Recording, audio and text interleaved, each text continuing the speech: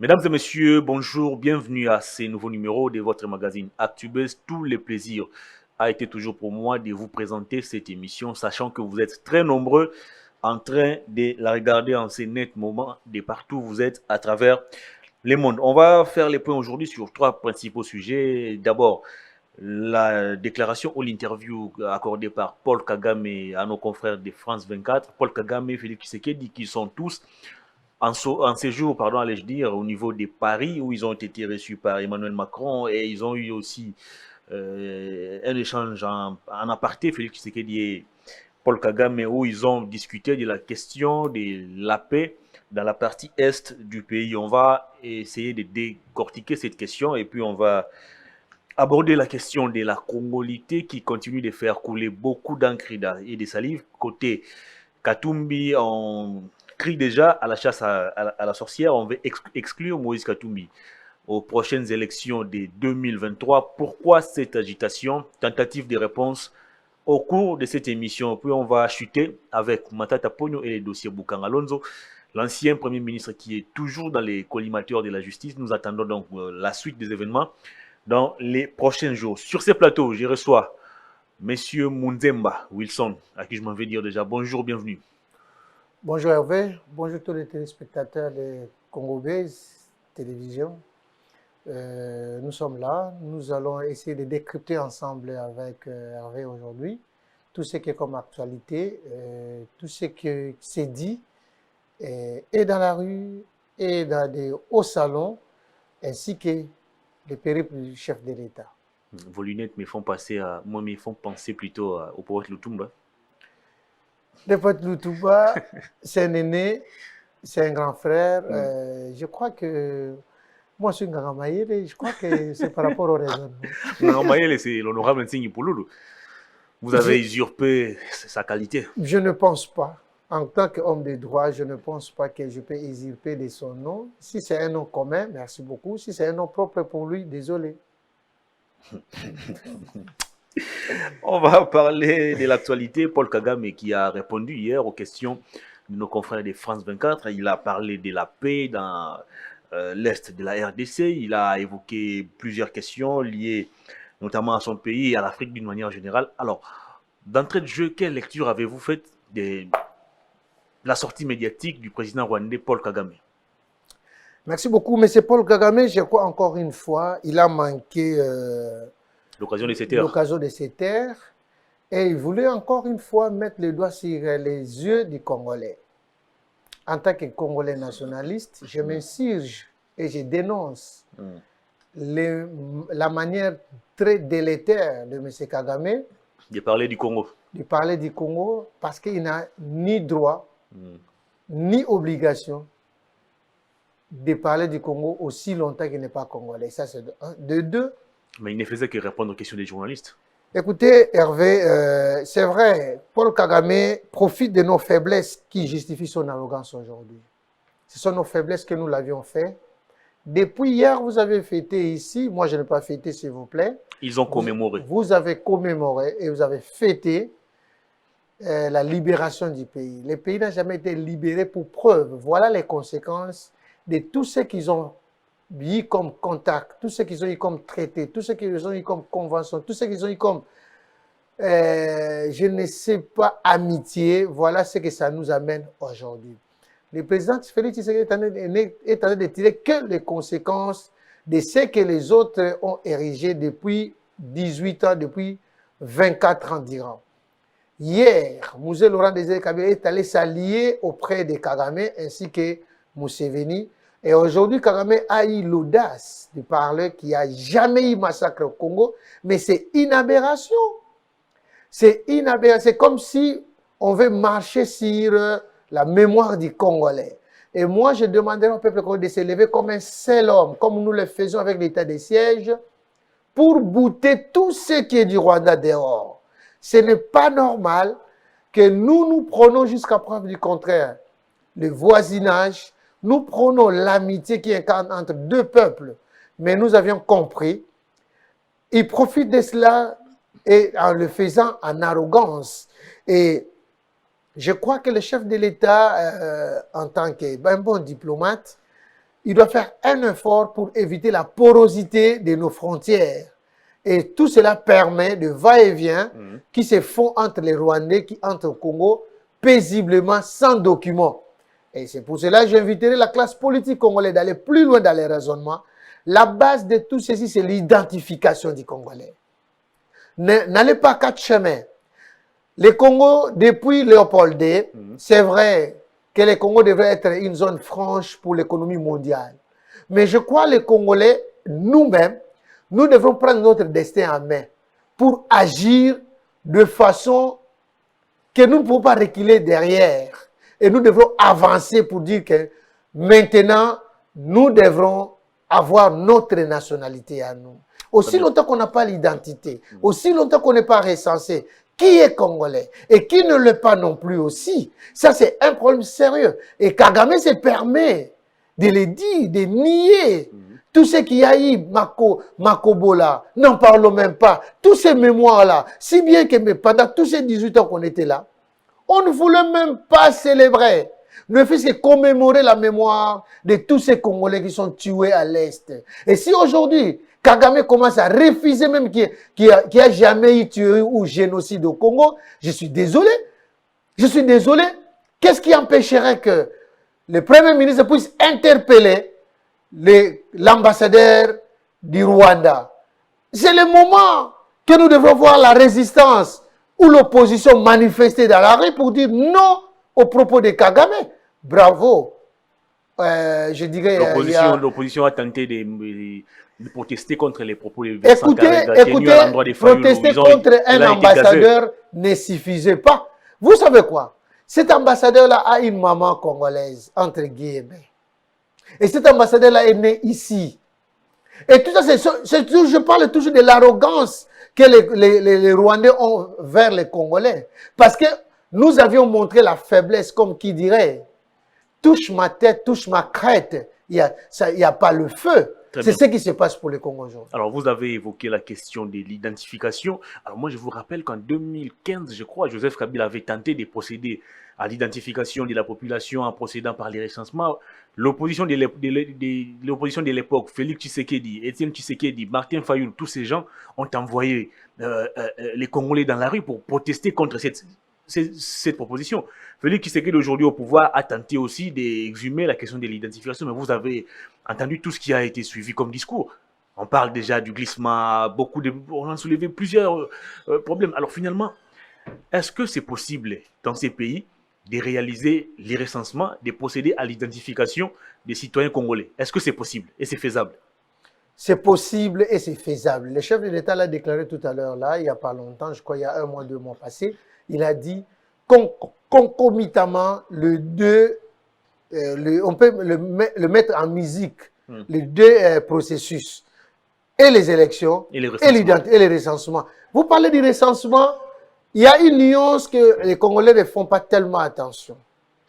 Recenser quelqu'un, c'est juste savoir qu'est-ce qu'il fait, qu'est-ce qu'il est. Mais identifier quelqu'un, c'est plus important, cher ami. Quand nous avons nos enfants, moi je sais qu'avant 90 jours, je suis allé déclarer à l'état civil mes enfants. Je crois que tu as des enfants. Tu l'as déjà fait? Pas encore. Ah, voilà. Donc, quand tu auras les enfants, il y a une recommandation qui est là d'aller déclarer l'enfant dans les 90 jours de sa naissance. Pourquoi nous le faisions? Alors, comment expliquer qu'aujourd'hui, que les gens s'emportent contre l'identification? Si hier, nous l'avions refusé, mais nous étions dirigés par quel type de gouvernement? Je ne voulais pas parler des hommes, parce que ils sont déjà passés, ils sont partis, mais aujourd'hui, autre temps, autre mœurs. Je crois que si hier, Antoine Félix Tshisekedi a refusé cela, parce qu'on n'avait pas confiance à ceux qui nous dirigeaient aujourd'hui. Mais aujourd'hui, le peuple est confiant à Antoine Félix Tshisekedi. Et nous demandons à Félix Tshisekedi de ne pas reculer d'un iota, d'aller de l'avant, parce que nous avions besoin de l'identification. Vu que nos frontières sont poreuses, pas seulement à l'est, même ici à l'ouest, dans les Congo central. L'Angola pénètre au Congo à taille à contre-temps. La République centrafricaine. La République centrafricaine, n'en parlons même pas. Le 9 pays limitrophes. La Zambie. Qui nous entourent. sauf le Congo-Brazzaville, entre guillemets. Mais de temps en temps aussi, ils sont en train de lorgner vers l'Équateur. Donc, c'est question que nous devrons mettre à côté nos égaux.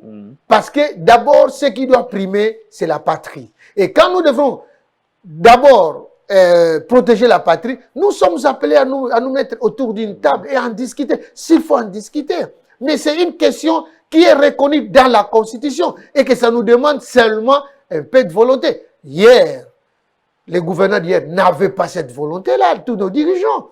Et c'est par cela que le peuple était méfiant en eux. Mais aujourd'hui, au moins, Antoine Félix Tshisekedi est élu au suffrage universel et nous voulions à tout prix avoir l'identité.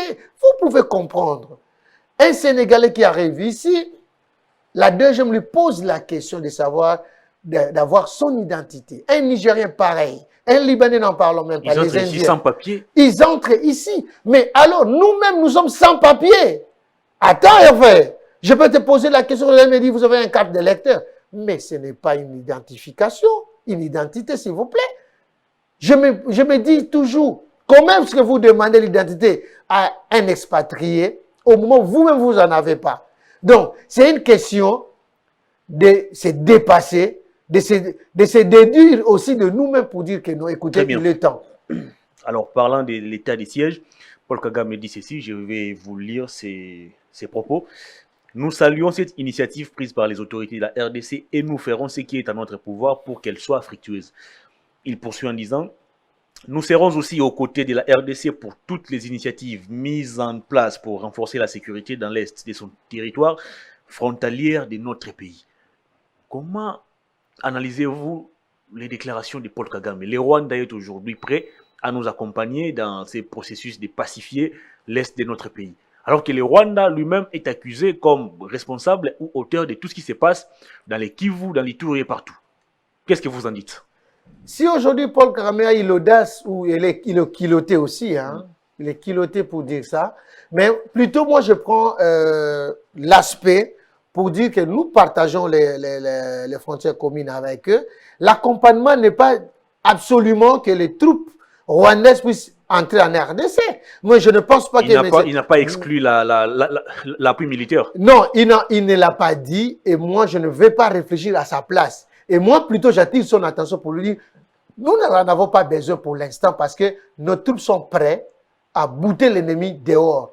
D'ailleurs, je vous informe que hier encore, ils ont récupéré plus de 15 territoires, plus de 15 villages. Donc, pour moi, les troupes congolaises continuent les bons hommes de chemin et je les salue en passant. Je dis, je suis fier d'être congolais et j'appuie et je soutiens les FARDC. Alors, Paul Kagame n'exclut pas l'opération militaire. Je vais vous lire encore une de ses déclarations. Les opérations militaires ne sont pas à exclure, mais cela dépend toujours de la situation. Au moment venu, il faut que les deux parties discutent pour voir si cela peut marcher. Voir les coûts d'une part et les bénéfices de l'autre. Une décision peut être prise. Il faut que les gens soient souples. Mais écoutez, je ne pense pas que ce sont des... Est-ce que ce sont des propos fermes de Paul Kagame? Parce que moi, je n'ai pas suivi ça. C'est une brèche que vous venez d'ouvrir. Ce sont ses propos. Merci beaucoup. Mais ce qui est vrai, au moment et au besoin, nous n'en avons pas besoin. Je vous ai déjà répondu en amont. Nous n'en avons pas besoin. Notre 11e brigade est en train de faire un travail de titan. Imaginez que nos généraux qui sont partis là-bas, dès qu'ils étaient installés, ils sont entrés directement en musique. Mais écoutez, on n'en a pas besoin. Vous savez, il n'y a pas l'armée qui était mieux formée en RDC, en Afrique plutôt, que l'armée de la RDC. Paul Kagame est passé par ici, par Mbanza-Ngungu. Il veut qu'on puisse les rappeler. Mais attends, on ne peut pas scier sur l'arbre qu'il est assis, hein. Mais il doit apprendre à respecter les gens. Et ça, je crois, tout Rwandais qui nous suit à ce moment, Paul Kagame doit apprendre à respecter les Congos. Et nous ne lâcherons rien du tout. Est-ce que le Congo s'est fait respecter lui-même d'abord? Oui, le Congo s'est fait respecter parce que quand nous avons pris l'initiative de l'état des sièges, nous n'avions pas demandé conseil à qui que ce soit. Nous l'avions fait de notre propre gré et reconnu par la Constitution. Et nous avions demandé juste l'aval du Sénat et de l'Assemblée nationale, comme le recommande la Constitution. Nous ne sommes pas un pays sous statut. Nous sommes un pays indépendant. Et j'insiste encore une fois, tous les expatriés qui nous suivent en ce net moment, les Congo est pour les Congolais. Et ça y restera comme ça. Les discours de Paul Kagame, vous les qualifiez comme un discours narquois, comme un discours épris de bon sens ou comment appréciez-vous les discours du président rwandais? C'est un discours de naïveté. C'est un gars qui est naïf parce que c'est vrai que... Vous le pensez? Si, je l'ai dit. Quand lui n'a pas froid aux yeux de dire que les gens soient coopératifs par rapport à lui, et comment est-ce qu'on doit avoir froid aux yeux pour lui parler? Mais justement parce que depuis un moment, Félix Tshisekedi nous a habitués à la diplomatie. On ne sait pas imposer la force. Non. Même quand on nous agresse Écoutez, de manière directe. La diplomatie, c'est aussi une force. Ne vous trompez pas. Ne vous trompez pas. Nous avons eu une... Félix Tshisekedi a hérité une situation qui était tellement fragile. On ne sait pas appliquer les Mais écoutez, pendant combien de temps que Paul Kagame a collaboré avec Kabila? Comment est-ce que vous voulez seulement insinuer sur quelqu'un qui a fait que 2 ans? Qu'est-ce que vous voulez qu'il fasse? Il a un bateau magique? Non. Mais plutôt l'accompagnement que nous devons faire avec lui, mon cher ami.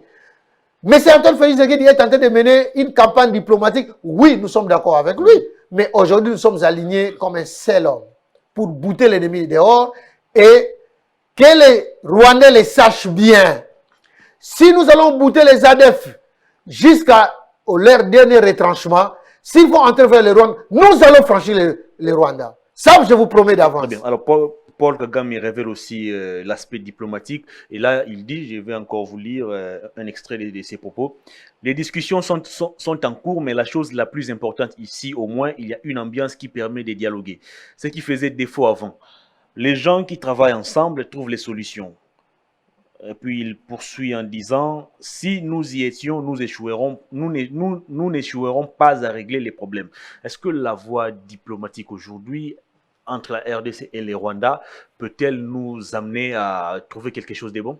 Vous avez encore la bonne mémoire de l'opération Tempête du désert? Si vous n'en savez pas, écoutez, les États-Unis n'ont jamais gagné la guerre au Koweït et en Irak. Hein. On ne gagne pas la guerre. La guerre se négocie à la fin de compte. Hein. Ça, ce n'est pas un problème. Nous devons toujours parler parce que nous sommes appelés... Vous savez, il y a des choses qui énervent à un moment donné, mais nous sommes devant une réalité. Et c'est pour cela que Antoine Félix Tshisekedi est en train de privilégier plus la diplomatie. C'est tout à fait normal. Écoutez, il y a beaucoup de choses qui entrent en jeu lorsque nous sommes en guerre avec un pays voisin. Et aussi longtemps que nous n'avions pas une bonne sécurité au niveau de nos frontières, il y a de quoi, quelque part, il y a le fouet et quelque part, il y a sur la carotte. Très bien. On va évoluer cette fois-ci pour parler de la proposition de Noël Tchani qui fait fâcher, les Kankatumbi s'agitent. Pour Ensemble, comment ça s'appelle? Ensemble pour les changements pense que vous cherchez à exclure Moïse Katumbi aux élections de 2023.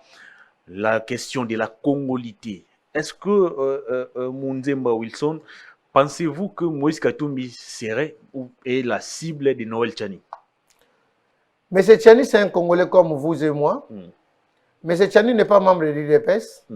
M. Tchani n'est pas conseiller du chef de l'État.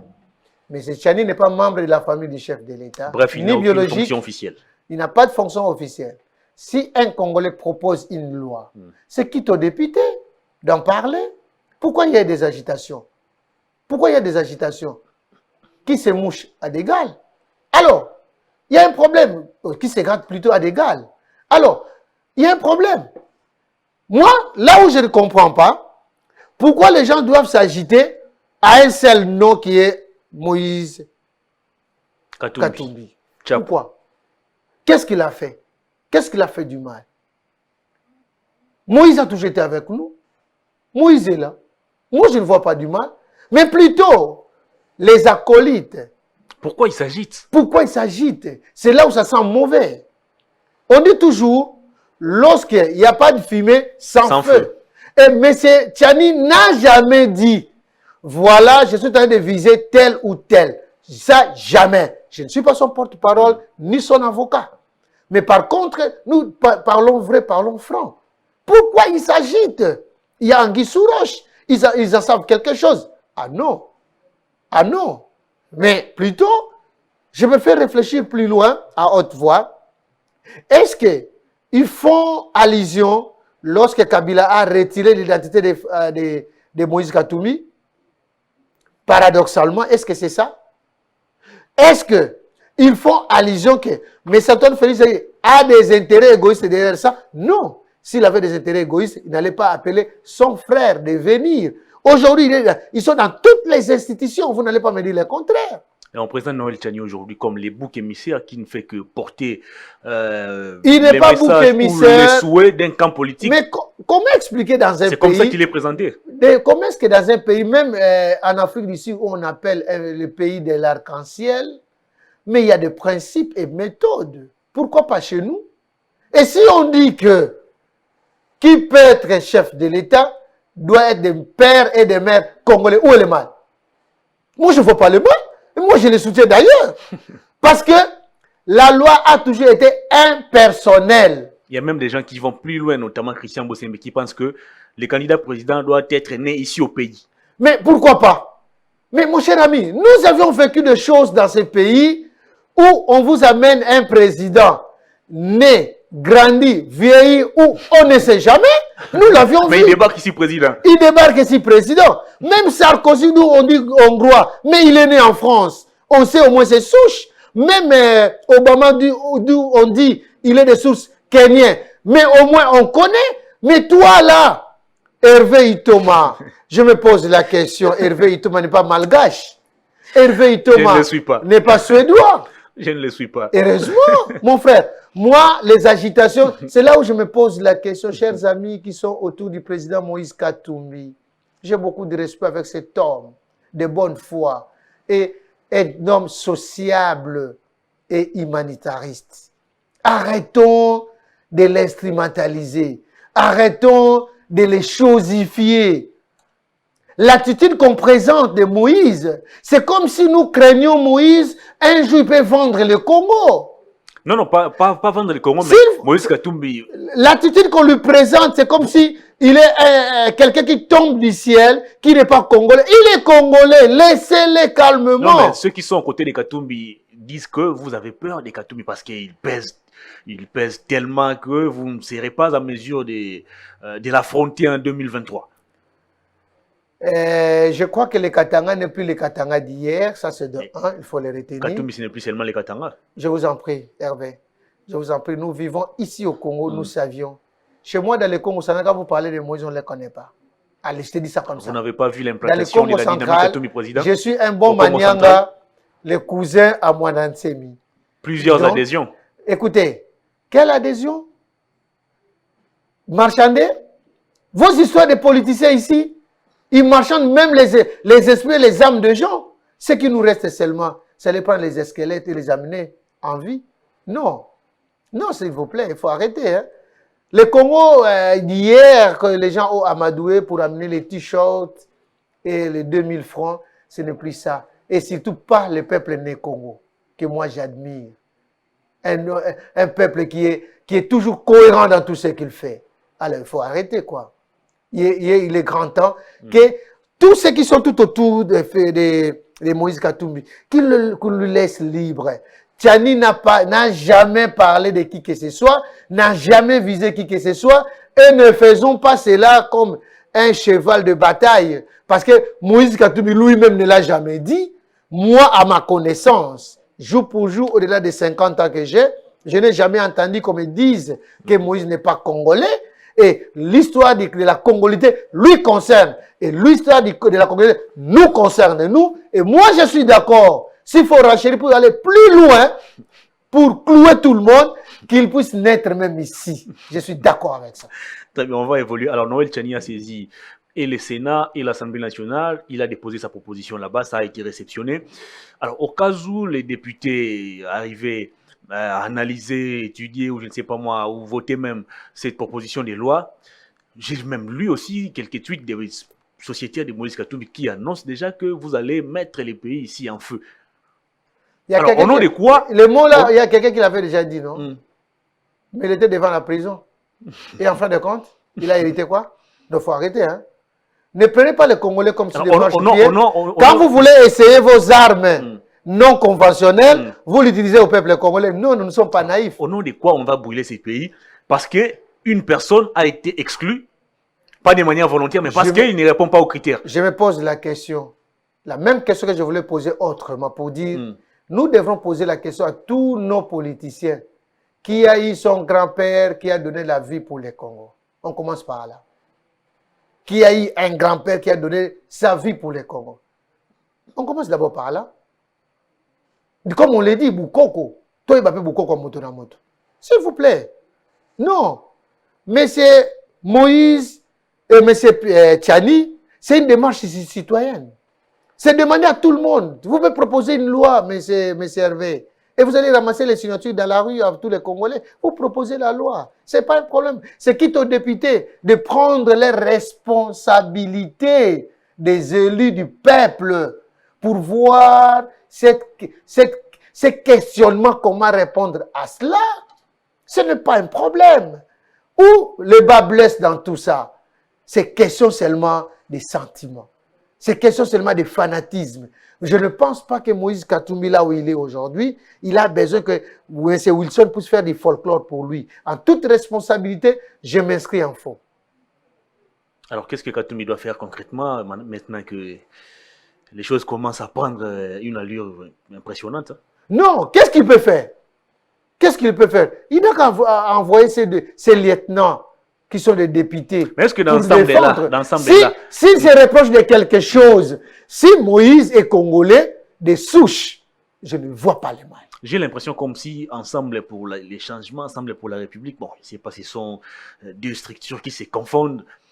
Est-ce que dans ces regroupements politiques ou dans ces partis politiques, il n'y a pas une personne qui peut être présidentiable à part Moïse Katumbi? Est-ce que ce n'est pas la politique du FCC qu'on essaie aussi d'imprimer du côté de Moïse Katumbi? L'action politique en Afrique est menée d'une manière sociologique, ethnique et religieuse. Chers amis, cette attitude-là, ne vous en faites pas. C'est viral. Ce n'est pas d'aujourd'hui, ça ne date pas d'aujourd'hui. En plus, en Afrique, je t'ai dit, l'action politique est menée, ou le mouvement politique est toujours mené, soit tribal, soit sociologique, soit religieuse. Il n'y a pas un problème. Donc, ce sont des actions qui se font régulièrement. Est-ce que ça doit corroborer par rapport au mouvement populaire de la Révolution, par rapport à l'AFDEL, par rapport au PPRD, par rapport à l'IDPS? Je dis, je ne sais pas. Mais par contre, il ne faut pas que nos politiciens arrivent à chosifier la population. Il ne faut pas que les politiciens croient que la population est deep. Nous ne sommes pas deep.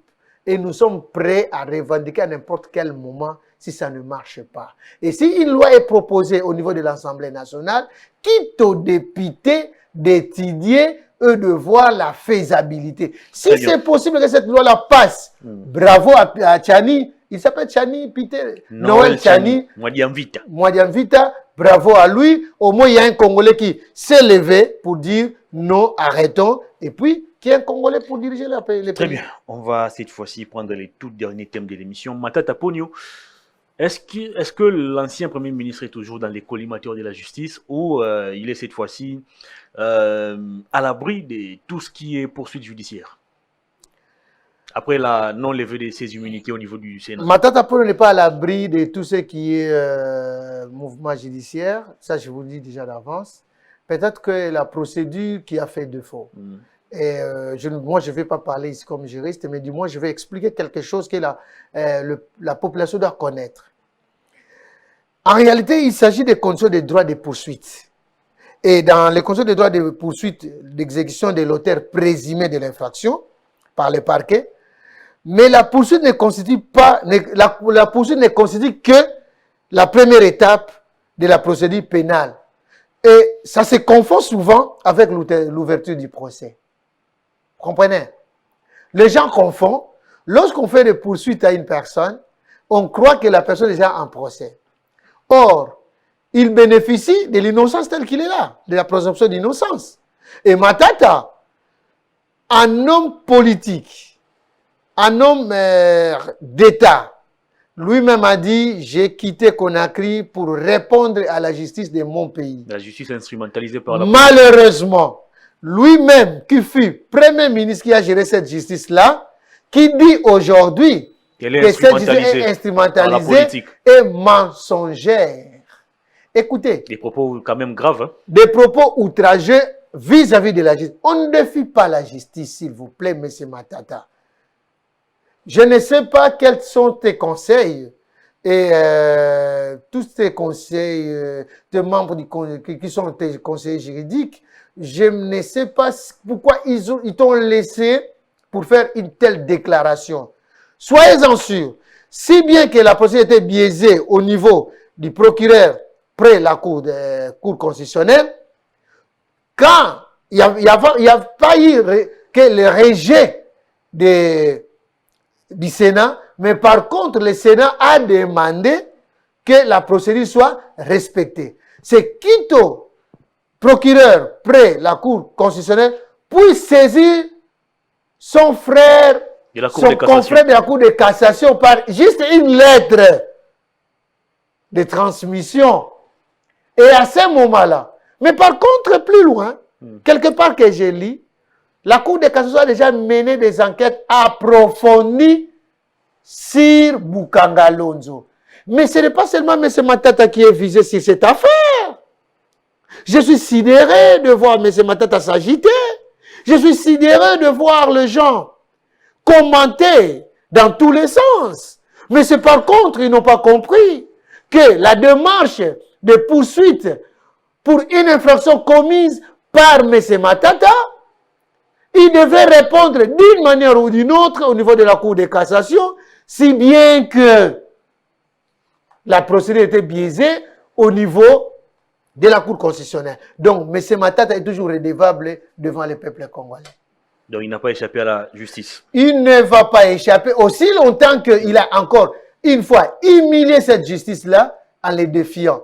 Et, chers sénateurs, je crois que le moment venu, dès qu'on viendra vous saisir au-delà de tout ce qui est comme amitié, tout ce qui est comme confraternité et tout ce qui vous entoure, vous devez prendre une décision des grandes personnes. Très bien. Après, ça sera plus responsable. On va chuter et je vais vous demander de commenter ce titre du journal Forum des As et c'est par là qu'on va terminer l'émission. Forum des As titre, après Augustin Matata, Moïse Katumbi.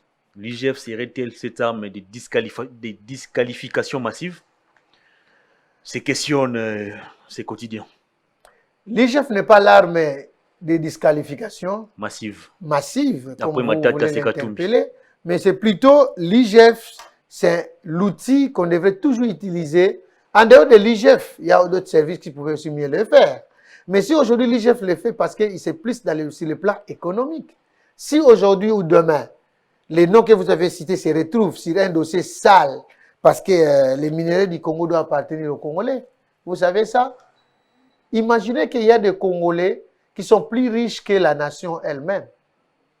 Il y a des Congolais qui ont des milliards de dollars dans leur compte personnel. Et tout ça au détriment des Congolais. Des Congolais, ils ont vendu des avenues, ils ont vendu des villages, des montagnes. Non, M. Mouyambou nous avons dit quelque chose. Devoir de mémoire. Est-ce qu'un jour, je demanderai à vous, Hervé Itoma, de vous documenter de l'interview de Mouyambou? Peut-être que Christian peut y en avoir. Et à ce moment-là, vous allez découvrir des choses. À un moment donné, nous devrons aussi réfléchir. Pourquoi les gens doivent s'enrichir d'eux-mêmes au détriment de la République et du peuple? Nous souffrons dans ce pays. Mais il y a un individu qui peut avoir dans son compte personnel 3, 4, 5, 6 milliards de dollars qu'il a eu en vendant les carrés miniers. Tout comme il y a d'autres qui circulent aussi ici avec 1 million, 2 millions na coffre Mutuka. Je n'en disconviens pas. Tous ces gens-là, et c'est par là que vous allez dire que l'IGF est en train d'harceler. Non. C'est plutôt l'IGF qui est en train de faire son travail. Et la Cour des comptes aussi va entrer en musique sous peu. Je crois que nous allons utiliser les mêmes armes. L'émission est terminée. Alors, savez-vous que samedi 22 mai, c'est mon anniversaire? Bon anniversaire. Il faut me trouver déjà un très bon vin. Oui, comme tu aimes du vin, ne vous en faites pas. J'en sais quelque chose sur le vin, mais j'ai dit seulement félicitations, mais pas à vous. Je vous présenterai quelque chose. Je vous dis quelque chose.